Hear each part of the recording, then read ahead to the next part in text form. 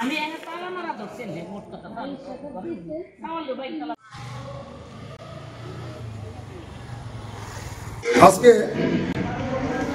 একটি যৌতুকের দাবিতে একটি হত্যা মামলা রায় হয়েছে।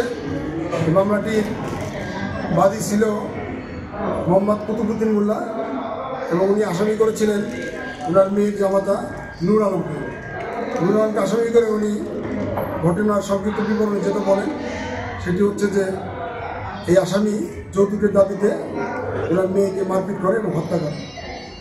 এই মামলাটি রাষ্ট্রপক্ষ হুজুর আদালতে 12 জন সাক্ষ্যকে উপস্থাপন করেছে এবং হুজুর আদালতে 12 জন সাক্ষ্য দিয়ে রাষ্ট্রপক্ষ মামলাটি সন্দেহজনকভাবে প্রমাণ করতে সক্ষম হয়েছে।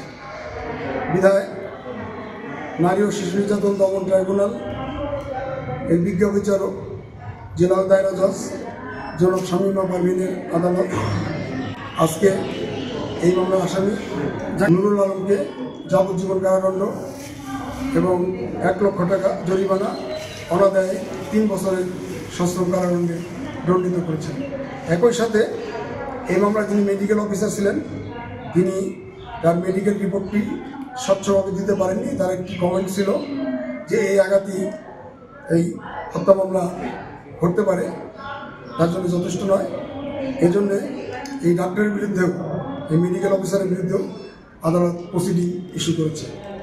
আমরা মনে করি যে এই রায়ের মধ্য দিয়ে এই সমাজে এই যে যৌতুক এবং যৌতুকের দাবিতে যে হত্যা, এই সকল অপরাধীতে পার পাবে না এই সতর্কবার্তা এবং সমাজ থেকে যাতে এইসব অপরাধ দূর হতে পারে এই রায় আজকে তার একটি বার্তা বহন করে।